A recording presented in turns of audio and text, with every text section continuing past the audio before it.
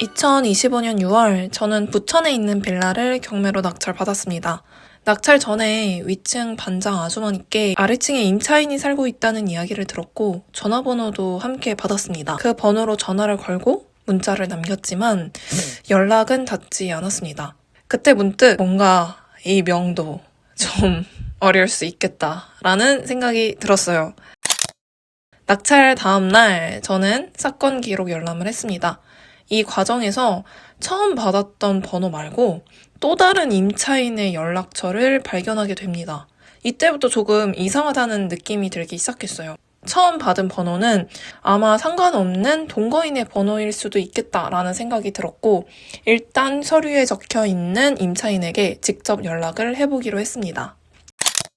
낙찰이 확정된 지 약 2주가 지난 7월 14일 사건 기록에 있던 임차인 번호로 문자를 보냈고 답장이 왔습니다.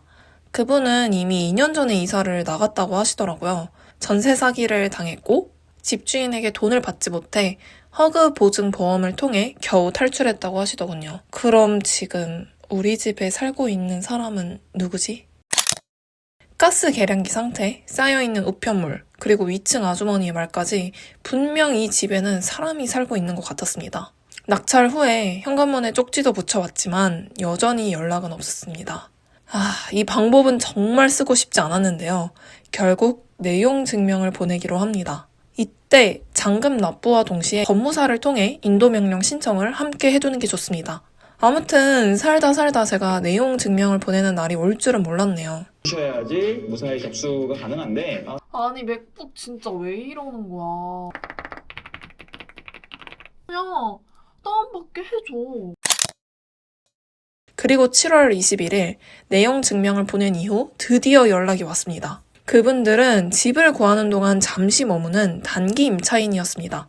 경매로 넘어가는 시기에 집주인은 어떻게든 빈집을 활용해 단기 임대 수익이라도 내려고 했겠죠. 하지만 이제 이 집은 제 집입니다. 단기 임차인은 이미 거주 비용을 전 집주인에게 냈고 한 달간은 살 권리가 있다고 주장했습니다. 집주인은 제 번호를 차단한 상태였고요. 임차인분들은 집을 구할 때까지 조금만 시간을 달라고 하셨습니다. 명도 단계에서 선택지는 보통 두 가지입니다. 이사비를 주거나 이사할 시간을 주거나 이분들은 이사비를 요구하지 않았고 한 달의 시간만 요청하셨습니다. 대출 이자가 한 달 더 나가긴 했지만 이 정도는 감당할 수 있다고 판단했습니다. 그래서 한 달의 시간을 드리기로 했고 이 정도 수준의 명도라면 무난하다고 생각했어요. 그리고 제발 한 달 안에 잘 마무리되길 바랬습니다. 왜냐하면 약속이 어긋나면 길고 긴 강제 집행 단계로 넘어가야 하는데 이게 정말 골치 아프거든요. 그리고 8월 18일 약속대로 임차인은 이사를 나갔고 명도는 큰 분쟁 없이 마무리되었답니다. 이번 일을 겪으며 느낀 건 내 돈을 주고 집을 사도 명도라는 단계에서는 살고 있는 사람을 함부로 대할 수 없다는 것이었습니다. 법을 떠나 사람 대 사람으로 헤아림과 인내가 필요하다는 걸 다시 느꼈어요.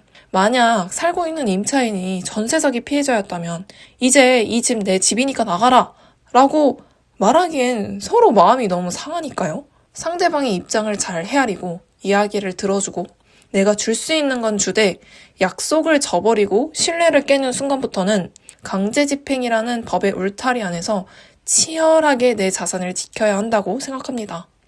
선과 악으로 단순히 나눌 수 없는 세상, 이번 명도를 통해 지혜 하나를 배웠다고 생각하며 무사히 마무리했습니다. 다음에는 경매로 낙찰받은 집 셀프로 인테리어 하다가 큰 코 다친 저의 이야기를 들려드릴게요. 모두 행복한 하루 보내세요. 안녕.